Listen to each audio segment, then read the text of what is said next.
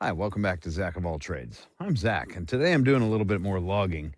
And today my challenge is not so much just cutting down a big tree and hoping that it doesn't fall on my head, but today my challenge is more so this steep hill that I'm doing this thinning kind of on. I'm mostly trying to lighten up the thick timber that's downhill of my house, because as you know, fire likes to travel uphill. And if it's got a whole lot to burn, man, my house is in danger. Many of the trees that I'm taking out are just little guys like so, that I can just throw into the burn pile so that I can torch them off when the conditions are right in the fall. But some of these trees are a little bit more useful. I mean, not like a ton. You're not going to get a ton of lumber out of there. But if I'm cutting this down and can put it to use, I certainly would like to do so. The problem is that way up there is about as far as I can get the truck. And I need to get these logs up the hill. My concern is, though, that as I try to pull that log up the hill here, that butt end is going to try to grab into all the dirt, which is not only going to make my log all dirty, but it's also going to try to overwork my little winch. And I don't want that. And also, I'm not a real big fan of tearing up my area, skidding logs up through the yard and whatnot. And so I've come up with this old bin. I think it was some sort of cow supplement bin. Probably not Vitalix. I don't know what it was. Anyway, I'm going to try my hand at making a log skidding cone. You ever heard of a log skidding cone? I hadn't really either, but it seemed like something that should exist. And then I went looking for one, and it turns out that they do sell them a long ways from my house and for way more money than I want to spend on one. So I'm going to see if I can make my own and see if that'll help out. First things first, I'm going to cut off the rim, because since this thing is going to be dragging uphill, last thing that I want is for there to be a rim for it to catch stuff on. So I think I can do that with the jigsaw. It's melted on this one side. A house fire will do that to you, but I think that gives me an opportunity to cut in right there. I'm going to see if I can cut it all out.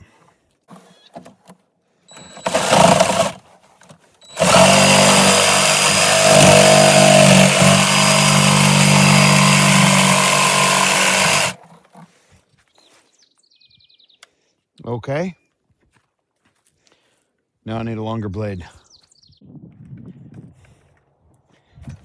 That ought to do it, huh? The problem is that some of these stiffeners here, like here, I couldn't quite get through them with the jigsaw. Let's see how this works. What could possibly go wrong, huh?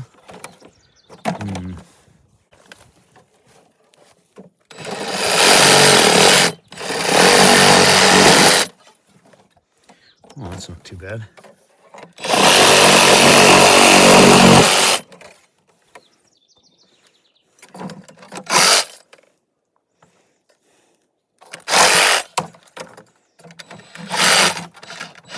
All right, now we're getting somewhere. Okay, so now I got to put a hole in it. And I got to figure out whether I want the hole to be on the edge, in the middle.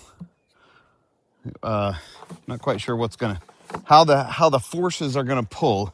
It seems like if I have a hole for my chain to go through at the top, then it's gonna want to try to pull it nose down. But if I put a hole down here at the edge, what's the problem with that?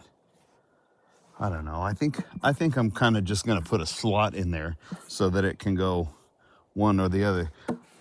I'm really uncertain whether I want to take off this rim or not. It seems like it could grab, but also, yeah, you know what?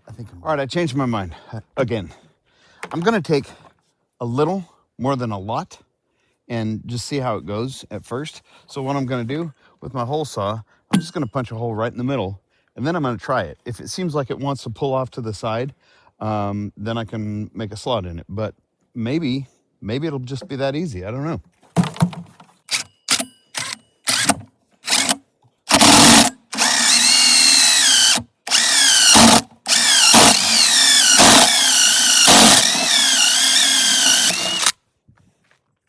I mean, it sure is nice stuff to work with. I don't even know what this is. HDPE, high density polyethylene. Man, sure cuts nice, drills nice. All right, let's go try it out. I got the truck back down as far as I want to go. Dang, that looks pretty steep from up here.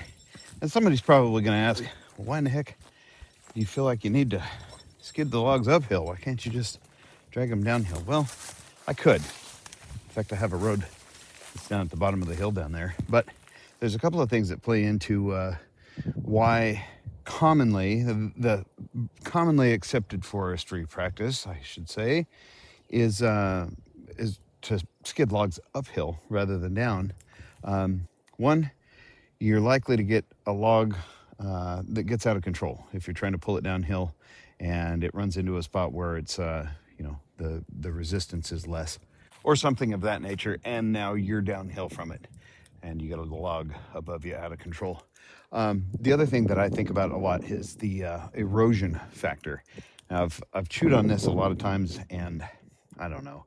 It seems as though when you drag a log downhill, for some reason, that is more prone to facilitate erosion than if you drag it up the hill.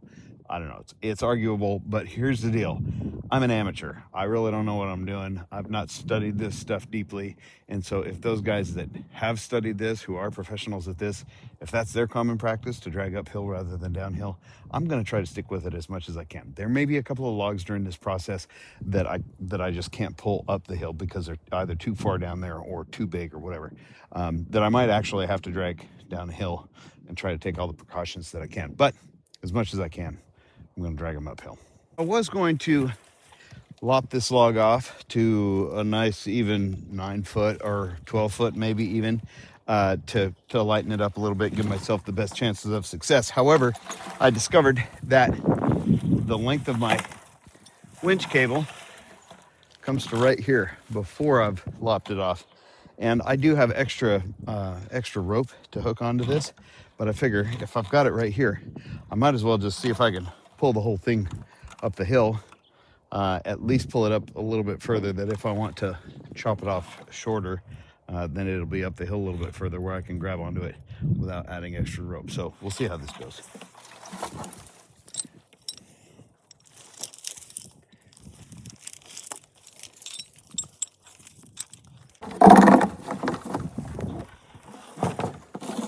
All right, put the burn scarred part up.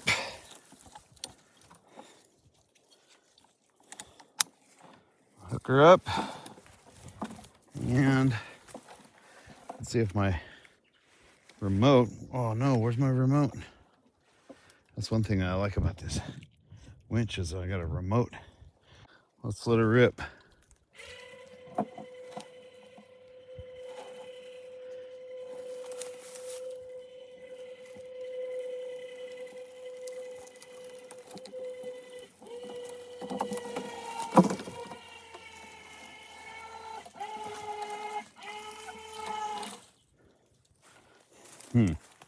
My winch is complaining a little bit.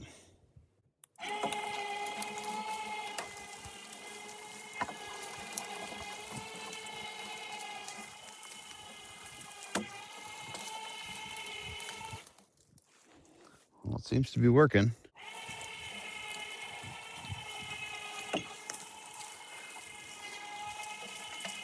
Trying to be mindful of the duty cycle on this winch. It has a 5% duty cycle, which means, per the instructions, that you can run it at max capacity, 2,500 pounds, for 45 seconds, and then you have to let it rest for 14 minutes and 15 seconds. You can kind of chop it up in between there, and I don't think that this is anywhere near max capacity, but I don't want to burn out my new little winch. Oh, see what my thing's doing? See how it's tipping down? That's what I was concerned about. Oh, my parking brake holds on the truck. You know, this sure is slow, and it sure does seem like a whole lot of fuss for one little log that's, I don't know, probably 8-9 inches at the butt. But the alternative is either chop it up into little pieces, throw it on the burn pile way down the hill here, or what? I don't know. Cut it up into smaller pieces, and yeah, I don't know. So so far, I'm calling this a success. Check this out, though. This is something that I was wondering about how it would do. I mean, it's not doing too bad, but it could be if it pulls much more from the top and turns that bucket down, that rim right there could start grabbing. We might want to look into that.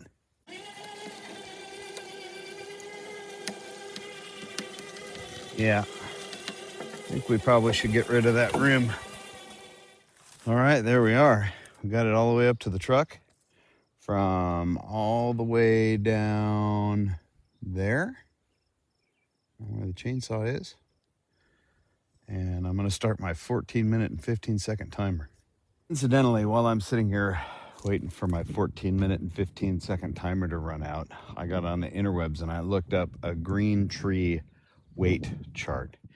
And it shows that for a ponderosa pine, the smallest average diameter that it goes down to was 10 inches.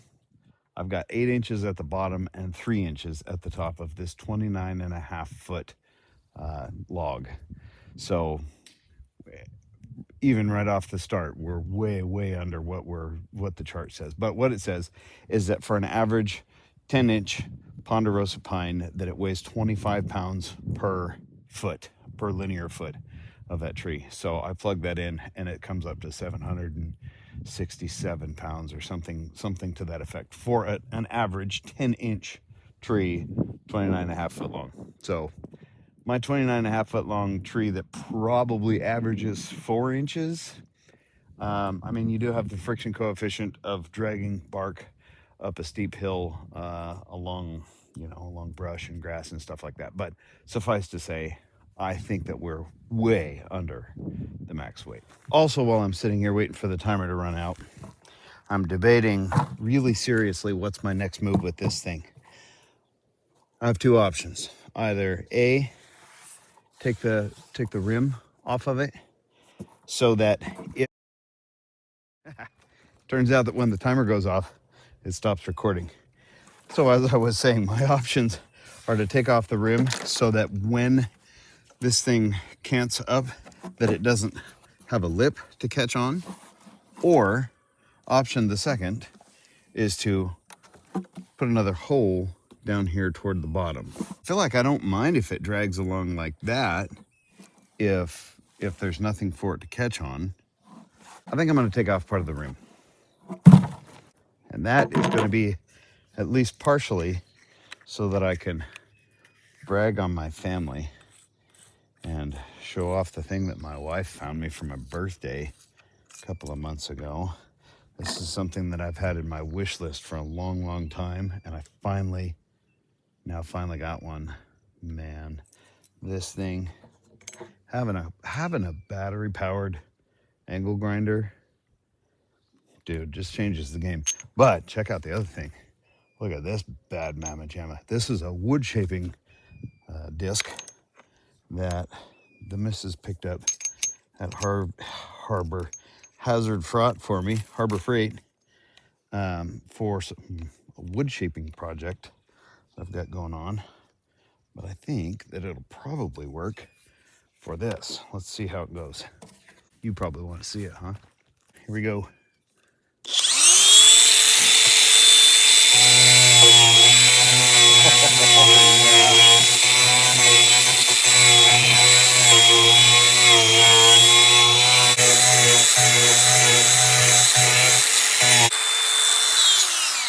Just like that. Bob's your cousin. Look at there. Man, that works sweet. Well, timer's up. Let's go see how it works.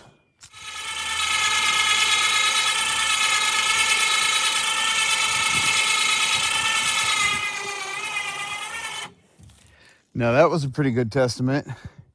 Wow. That was cool. It butted up against that other log and kicked itself right over. Sweet.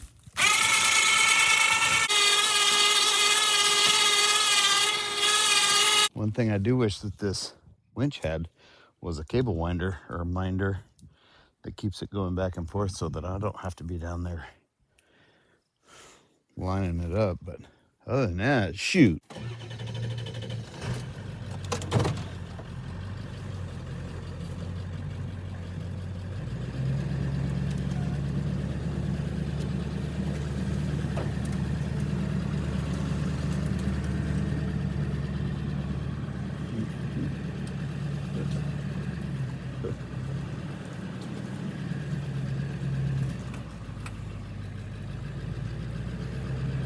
All right, well, here we are at the mill.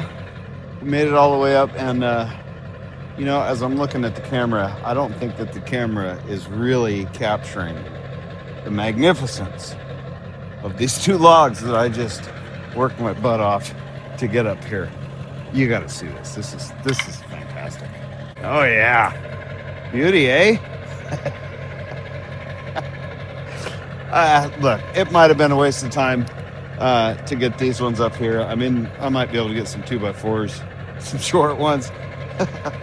maybe I can make a new rocker for that broken rocking chair. It's up in the attic. Anyway, I would say that this. Hang on a second. I'm going to go ahead and say that this bucket used as a log skidding, what do they call it? A log skidding cone. Man, I think this is awesome. The real test will be when I go to try to get some of the bigger trees up the hill. But, oh, all right. Hey, so I just saw something. So here's what I just noticed.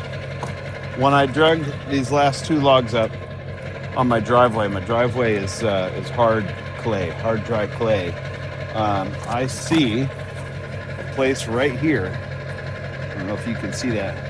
That just rubbed through. That was where most of the weight. You can see where the butts of those logs were, right there. So, I probably should have known better, and I probably shouldn't have to say it. But if you're dragging heavy logs along a hard, semi-abrasive surface, this ain't gonna work. However, dragging them up the hill, over the brush and the grass and whatnot, pine needles and stuff, this will help you keep from catching on stumps or filling the front end of them with dirt. I hope this was helpful. I've been wondering about this for a long time, and at least I see that I have a plan to deviate from. I have something to go from. So hope this helps you out. Maybe if you try it with something else and it works or doesn't work, leave a message. Let me know in the comments how it worked for you. Hope you enjoyed it. Thanks for watching. We'll see you guys later. Take care.